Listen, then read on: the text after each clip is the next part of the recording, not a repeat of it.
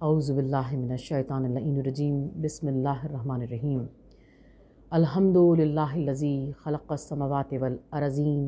والصلاة والسلام علی اشرف الانبیاء والمرسلین وآلہ الطیبین الطاہرین المعصومین المظلومین۔ ناظرین اکرام، آج ماہ رمضان کی 15ویں تاریخ ہے۔ آج مولا امام حسن علیہ السلام کی ولادت کی تاریخ ہے۔ قائم ٹی وی کینیڈا کی اس ماہ رمضان المبارک کی خصوصی نشریات میں پروگرام تزکیہ نفس کے ساتھ میں ہوں ذاکرہ شہلا عباس۔ سب سے پہلے اللہ کی حمد و ثنا اور محمد اور آل محمد پر درود کے ساتھ میں آپ تمام کی خدمت میں مولا امام حسن علیہ السلام کی ولادت باسعادت کی مبارکباد پیش کرتی ہوں، اور سب سے بڑھ کر جان محفل، روح محفل، صدر محفل شہزادی کونین بی بی فاطمہ زہرا سلام اللہ علیہا اور ان کے سارے پاک گھرانے کو اور وقت کے امام آقا امام زمان علیہ السلام کی بارگاہ میں مبارکباد پیش کرتی ہوں اور دعا کرتی ہوں کہ پروردگار، وہ دن ہیں جن کو تو نے عظیم دن قرار دیا، وہ لمحات ہیں جن کو تو نے سارے سال کے لمحات سے بلند قرار دیا، اور ایسے میں اس ہستی کی آمد جس کی آمد سے رسول خدا کا چہرہ دمک رہا ہے، پروردگار یقیناً قبولیت دعا کے لیے، اجابت دعا کے لیے اس سے بہترین لمحات کوئی اور نہیں ہو سکتے۔ پروردگار، محمد اور آل محمد کا واسطہ اور وسیلہ دیتے ہوئے تیری بارگاہ میں سوال کرتے ہیں کہ امام حسن علیہ السلام کی معرفت ہمیں نصیب ہو۔ پروردگار، وہ ہستی جس کے لیے اللہ کے رسول نے ارشاد فرمایا کہ حسن سب سے زیادہ اہل بیت اطہار میں مجھ سے مشابہ ہیں۔ اللہ اکبر! امام حسن علیہ السلام کی عظمتیں اور ان کی بلندیاں کیا ہوں گی کہ صرف صورت میں نہیں، اللہ کے رسول ارشاد کر رہے ہیں کہ صورت و سیرت میں حسن مجھ سے مشابہ ہیں۔ جو اوصاف رسول خدا صلی اللہ علیہ وآلہ وسلم ہیں، وہی اوصاف امام حسن مجتبیٰ ہیں۔ جو اخلاق کی بلندیاں رسول خدا صلی اللہ علیہ وسلم کے پاس ہیں، وہی اخلاق کی بلندیاں امام حسن علیہ السلام کی نظر آتی ہیں، اور آپ کی سخاوت تو اتنی بلند نظر آتی ہے کہ آپ کا فیض گویا آج تک ہر گھر میں موجود ہے، دسترخوان امام حسن علیہ السلام کی صورت میں۔ اور اگر یہ کہا جائے تو بیجا نہیں کہ یہ ہستیاں خدا کی صفات کی مظہر ہیں، تمام اہل بیت طاہرین خدا کی صفات کی مظہر ہیں، لیکن ان تمام ہستیوں میں اگر کسی کو کریم اہل بیت کہا جائے تو یقیناً اس کا مرتبہ، اس کی سخاوت، اس کی بلندیاں، اس کا عطا کرنا، اس کی شان سب سے بلند ہوگی۔ اہل بیت طاہرین میں سبھی سخاوت کے عظیم درجے یعنی منزل کریمی پر فائز ہیں۔ سخاوت کا سب سے عظیم درجہ کریم ہونا ہے، اور اہل بیت طاہرین سب کے سب کریم ہیں، لیکن ان کریموں کی محفل میں اگر کسی کو کریم اہل بیت کہا جائے، اللہ اکبر! امام حسن علیہ السلام کی سخاوت کیا ہوگی۔ آج بھی اگر کوئی انتہائی مشکل میں ہوتا ہے، رزق کی تنگی کا شکار ہوتا ہے، تو وہ ہم جب یہ سوچتے ہیں کہ کاش ہم اس دسترخوان پر موجود ہوتے جو مولا امام حسن علیہ السلام نے بچھایا تھا۔ آپ کے شہر میں آنے والا، نبی کے شہر میں آنے والا کوئی بھی اس دسترخوان سے فیضیاب ہو سکتا تھا، زمانے کے فاصلے نے ہمیں اس سے دور کر دیا، لیکن یہ مولا امام حسن علیہ السلام کا کرم ہے کہ آج بھی جب کوئی بندہ مومن اپنے گھر میں ایک چھوٹا سا دسترخوان امام حسن علیہ السلام سجاتا ہے تو خلاق دو جہاں کریم اہل بیت کے صدقے سے اس بندہ مومن کے لیے، اس پر آنے والوں کے لیے، اس پہ شریک طعام ہونے والوں کے لیے، اس پہ دعا مانگنے والوں کے لیے اللہ رب العزت باب رحمت اور باب اجابت کھول دیتا ہے۔ اور یقیناً جب ان کے نام سے بچھے ہوئے دسترخوان کا یہ فیض ہے کہ جو دعا مانگی جائے وہ مستجاب ہے، جو کوئی تنگی رزق کا شکار ہو وہ چھوٹا سا ایک دسترخوان امام حسن علیہ السلام کا سجائے تو پروردگار عالم اس کے لیے باب رحمت اور باب اجابت کھول دیتا ہے۔ جب آج ان کے نام سے بچھائے جانے والے دسترخوان کی عظمت یہ ہے تو سوچئے پھر جو دسترخوان امام حسن علیہ السلام اس وقت میں کرتے ہوں گے اور لوگ آ کر بیٹھتے ہوں گے، وہ یقیناً اس کھانے کے ساتھ ساتھ کیا کیا نعمتیں نہ لے جاتے ہوں گے، جس کے میزبان امام حسن علیہ السلام ہیں۔ اور امام حسن علیہ السلام کا خلق یہ ہے کہ جب کوئی آپ کے دسترخوان پر آتا ہے تو چاہتا ہے کہ وہ آپ سے تھوڑی سی گفتگو بھی کر لے، اس لیے کہ گفتگو میں وہی شیرینی ہے، وہی مزہ ہے، وہی بلندی ہے جو اللہ کے رسول کے لہجے میں ہے۔ اور یہ واقعہ بے حد مشہور ہے، بار بار پڑھا جاتا ہے۔ میں بھی آپ کی نظر سماعت کروں کہ جب کہ اس گھر کی بلندیاں کیا ہیں کہ جب امام حسن علیہ السلام کے پاس ایک شخص آیا، آپ نے دیکھا کہ وہ ایک نوالا کھاتا ہے اور ایک نوالا ایک مٹھی بھر کے اپنے تھیلے میں رکھتا ہے، تو آپ خود قریب آئے۔ یعنی صرف دسترخوان کا مطلب یہ نہیں ہے کہ آپ نے حکم دے دیا اور آپ کے غلاموں نے اس دسترخوان کو بچھا دیا۔ کریمی یہ ہے کہ آپ ایک ایک آنے والے کے پاس آتے ہیں، ایک ایک آنے والے سے پوچھتے ہیں، ایک ایک آنے والے کو کھانا پیش کرتے ہیں۔ جب آپ نے کسی کو اس عالم میں دیکھا تو پوچھا کہ بھائی اگر تو اہل و عیال رکھتا ہے، اگر گھر پہ کچھ اور لوگ بھی ہیں تو اطمینان کے ساتھ اس کو تناول کر اور جتنا چاہے کھانا یہاں سے لے جا۔ اور اس شخص نے نظریں نیچی کر کے کہا کہ آپ کا دسترخوان بے حد وسیع ہے، میں مسجد میں ایسے شخص کو دیکھ کر آ رہا ہوں کہ جو اتنی سوکھی ہوئی روٹیاں تناول کر رہا تھا کہ میں بھوکا تھا، میں اس کی طرف دیکھ رہا تھا، اور جب اس نے دیکھا کہ میں اس کی طرف دیکھ رہا ہوں تو اس نے مجھے قریب بلایا، اس نے شریک طعام کیا، لیکن اس کی روٹی اتنی سوکھی ہوئی تھی کہ میں اس روٹی کو نہیں کھا سکا، اور میں نے یہ معذرت کی کہ تیرا احسان ہے کہ تو نے مجھے شریک طعام کیا، لیکن یہ روٹی اتنی سخت ہے کہ میں نہیں کھا سکتا۔ اس شخص نے مجھے آپ کے دسترخوان کے بارے میں بتایا، لہٰذا میں نے چاہا کہ میں اپنا بھی پیٹ بھروں اور اس کے لیے بھی کچھ لے جاؤں۔ مولا امام حسن علیہ السلام کی آنکھوں سے اشک بہنے لگے اور کہا یہ اسی کا فیض کرم ہے، یہ اسی کا فیض ہے، لیکن وہ زہد و ورع کی اس منزل پر ہے کہ اس نے اپنے لیے لذات دنیا کو ترک کر دیا ہے۔ یہ اسی کا فیض ہے جو تم سارا دسترخوان اور سارے آنے والوں کو دیکھ رہے ہو۔ انسان جب بھی اہل بیت اطہار کے واقعات کو پڑھتا ہے اور سنتا ہے تو اس کا عالم عجیب ہو جاتا ہے، کتنی بلندی پر ہیں یہ ہستیاں، کیسی خدا کی صفات کی مظہر ہیں یہ ہستیاں، زہد و ورع میں کس بلندی کمال پر ہیں کہ جن کی زندگی کے محض ایک واقعے کو سن کر اور پڑھ کر ایمان تازہ ہو جاتا ہے، اور پھر جن کی سخاوت کا عالم یہ نظر آتا ہے کہ وہ اہل بیت اطہار جن کے لیے اللہ کے رسول یہ ارشاد کر چکے ہیں کہ بس یہی وہ لوگ ہیں جن کا گوشت میرا گوشت ہے، جن کا خون میرا خون ہے۔ ان سے بیت المال کو چھین لیا گیا، حکومت کو چھین لیا گیا، لیکن اس کے باوجود بھی ظالم جب سب کچھ چھین لیتا ہے اس کے بعد بھی اس کے دل میں عداوت کی وجہ سے ایک چنگاری یہ رہ جاتی ہے کہ میں نعوذ باللہ انہیں ذلیل کروں۔ تاریخ نے لکھا کہ امیر شام معاویہ مدینے آیا اور اپنے خدمتگاروں سے منادی کروائی کہ جتنے بھی رسول خدا صلی اللہ علیہ وسلم کے اصحاب ہیں ان سے کہو کہ وہ مسجد میں آئیں، میں انہیں تحائف دینا چاہتا ہوں، میں انہیں رقم دینا چاہتا ہوں، اور اس کے دل میں خواہش یہ ہے کہ وہ اپنی سخاوت کو دکھائے۔ امام حسن اسلام کی سخاوت کا ذکر جب امیر شام کے یہاں ہوتا ہے تو امیر شام تڑپ جاتا ہے کہ سب کچھ میں نے ان سے چھین لیا، اس کے باوجود بھی حسن کی سخاوت کے تذکرے ہوتے ہیں، حسن کے دسترخوان کے تذکرے ہوتے ہیں۔ لہٰذا امیر شام اسی نیت کے ساتھ مسجد نبوی میں آیا ہے کہ لوگوں کو تحائف بانٹے اور امام حسن اسلام کو اپنی سخاوت دکھائے۔ سخاوت تو اپنی دولت پہ کی جاتی ہے، وہ بیت المال کا خزانہ لے کر آیا ہے کہ اصحاب کو جن لوگوں کا حق چھینا ہے انہیں تحائف دے کر اپنی سخاوت دکھانا چاہتا ہے۔ امام حسن علیہ السلام کو بھی معلوم ہوا لیکن آپ مسجد نبوی میں نہیں آئے۔ تاریخ نے لکھا کہ صبح سے اس نے لوگوں کو دینا شروع کیا، اصحاب آ رہے ہیں، رسول خدا صلی اللہ علیہ وسلم کے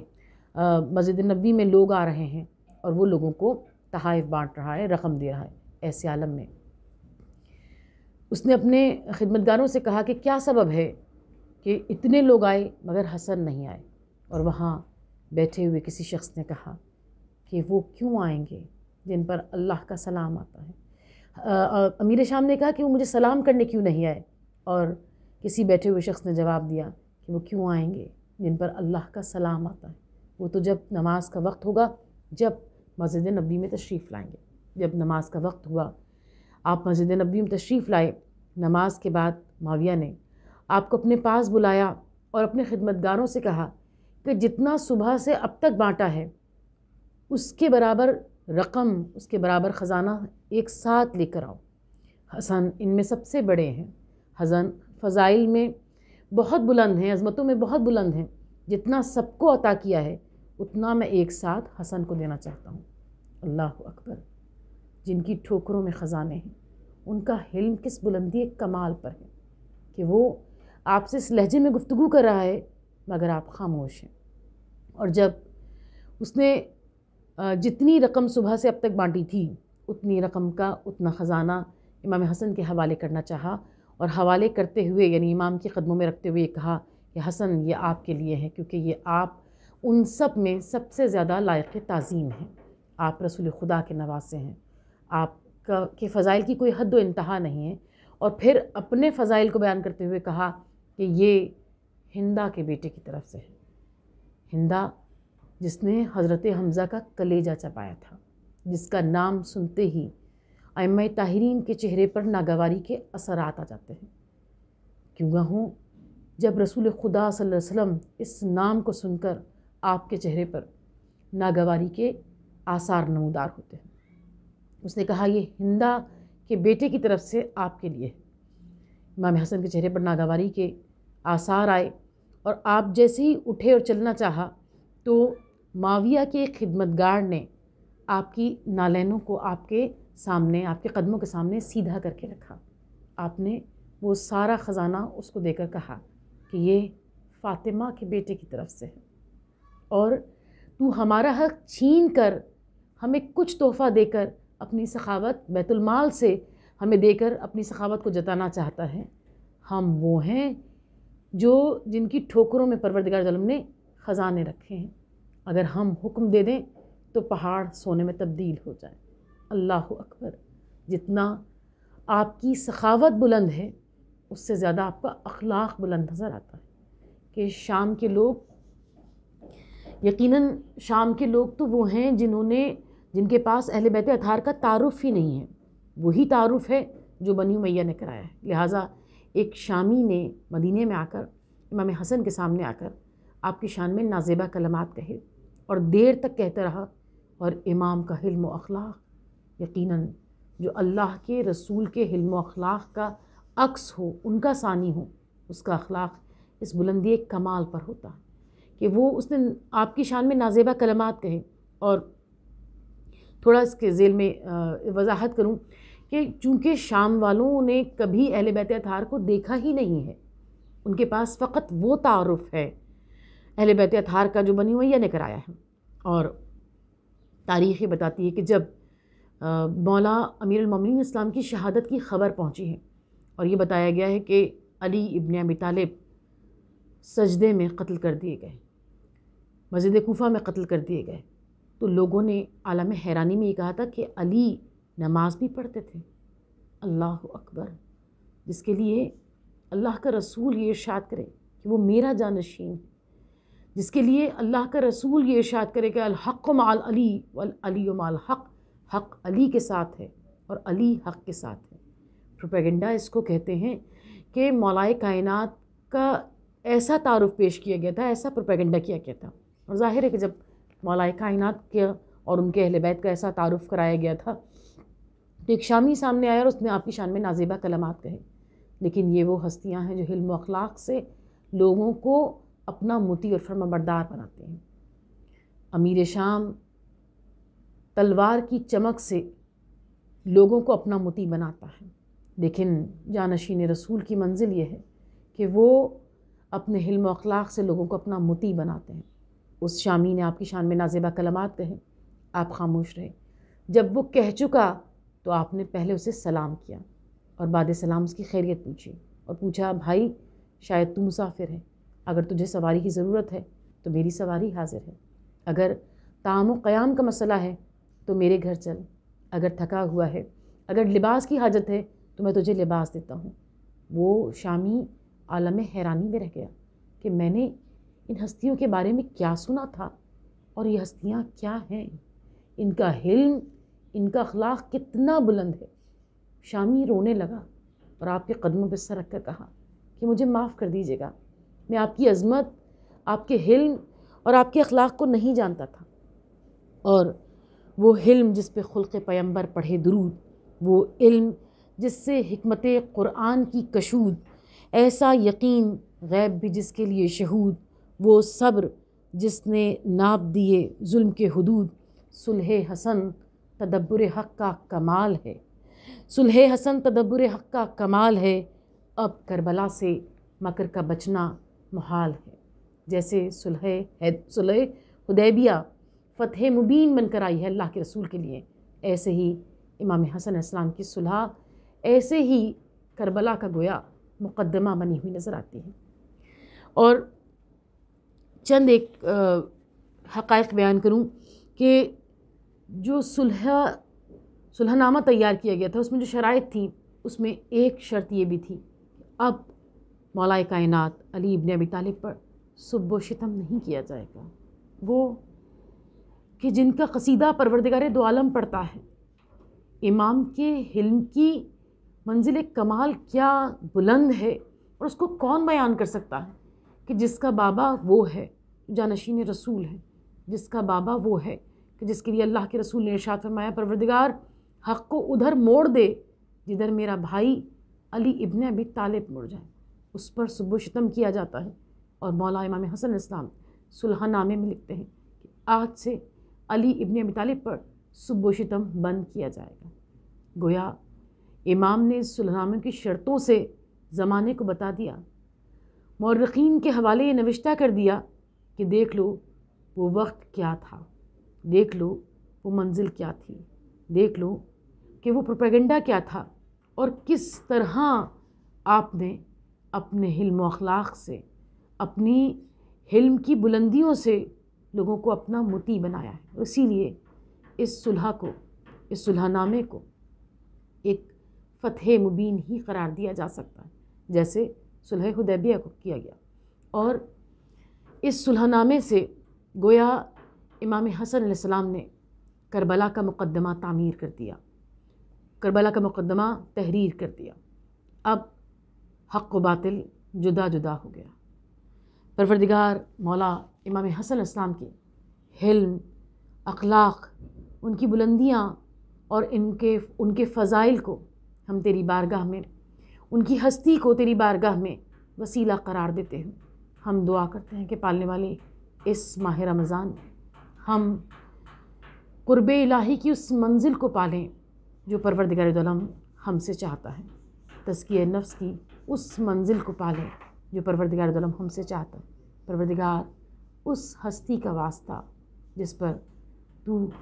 اور تیرے ملائکہ درود بھیجتے ہیں، پالنے والے امام حسن علیہ السلام کے صدقے سے، ان کی بلندیوں کے صدقے سے، ان کے فضائل اور ان کی برکات کے صدقے سے، ان کی عظمتوں کے، ان کی شان کے صدقے سے پروردگار ہماری دلی حاجات پوری ہوں، ہمیں تزکیہ نفس کی دولت نصیب ہو، قرب الہی کی منزل نصیب ہو، اور ہماری سب سے بڑی دعا کہ ہمارے وقت کے امام آقا امام زمان علیہ السلام کے ظہور میں تعجیل فرما اور ہمارا شمار ان کے منتظرین اور ان کے ناصرین فرما. ربنا تقبل منا انکا انت السمیع العلیم.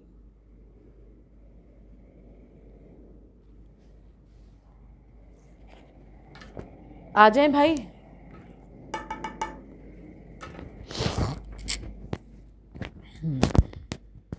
وہ کیا چیزیں ہیں؟